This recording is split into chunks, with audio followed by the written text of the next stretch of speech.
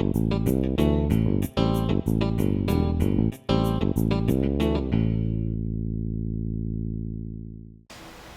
you having problems firing up a unit heater? On many modern unit heaters, they have the Honeywell control valve. This control valve has a slide-in module.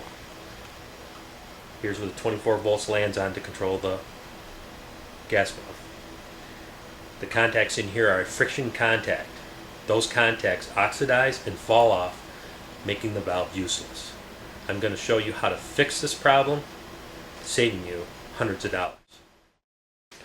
Here's the slide-in control board on the Honeywell valve. This thing wiggles, it's loose. Sometimes you can diagnose your problem by just wiggling that. If you hear the burner fire up when you wiggle it, then you know your contacts are corroded and falling off. Here's a typical Honeywell gas valve setup. Wiggle the module on the gas valve to diagnose bad connections. I will show you on this valve. We will take these Torx screws, T15s out. There's two of them, one here and one here. We will slide this valve apart and be able to work on it. This is the T15 tamper resistant Torx screwdriver we will be using.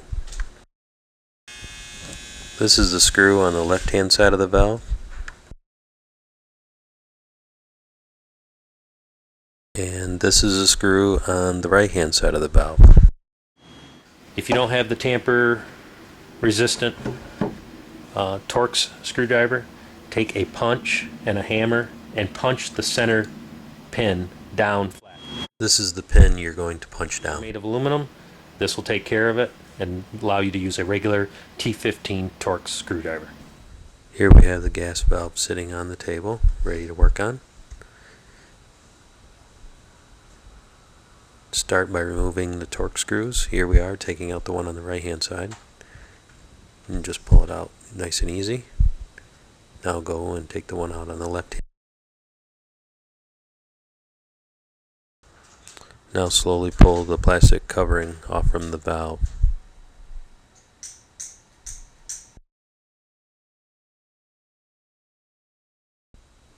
Now grasp the control module circuit board with your thumb and finger and pull straight up and out.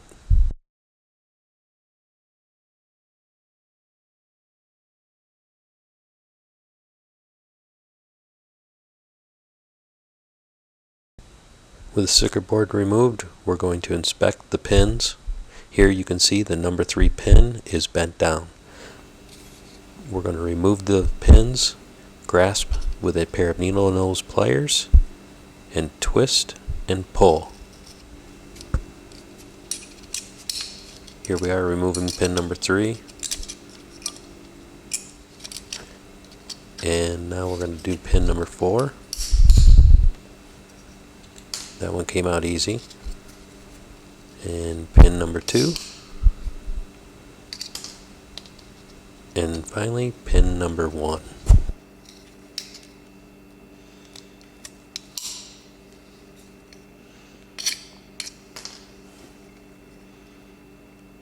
Now get yourself 3 different colored wires. Here we have a black, a white, and a red.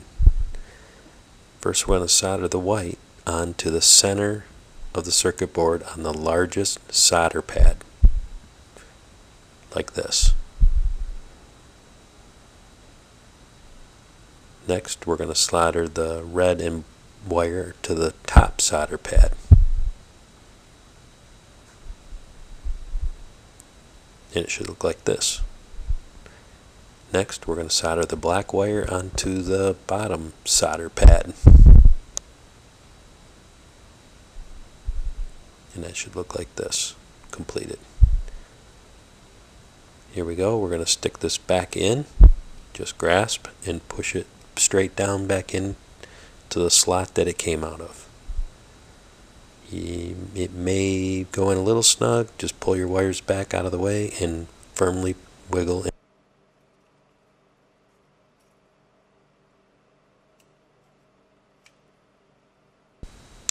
Now we're going to guide the black wire down behind the pilot lighting plunger. Carefully bring that down in, adjust it to the length, And then we will cut it and strip it right here, and then wrap it around this pin where the wire goes to the main valve. You can wrap it with your fingers or grasp it with a pair of pliers and twist it up really good and tight.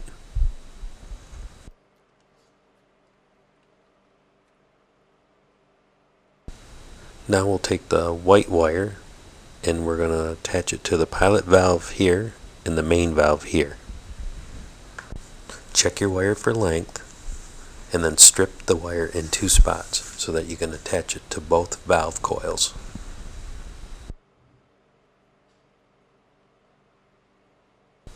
We're going to wrap the first stripped part around the pilot coil.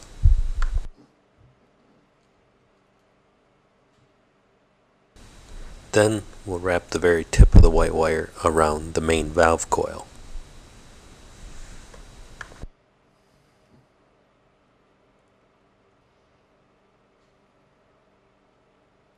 When you get done wrapping the white wire, it should look something like this.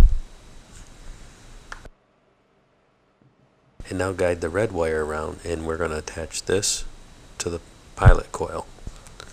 Cut and strip the wire to length.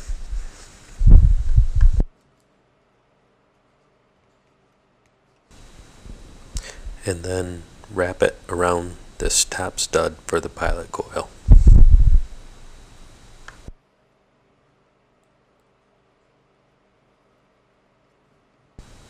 When you get done, all the wires should look like this. And now we will solder them.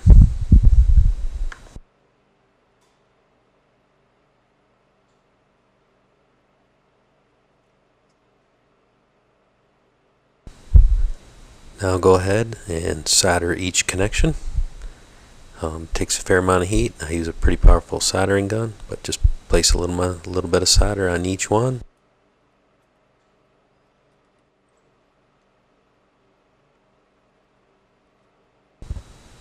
Now that we're done soldering, the valve should look like this. And now we're going to slide the cover back on to the valve. Just push these wires down out of the way and slowly push the cover back over the valve. Goes on like that, pretty easy. And now we're going to put the screws back in.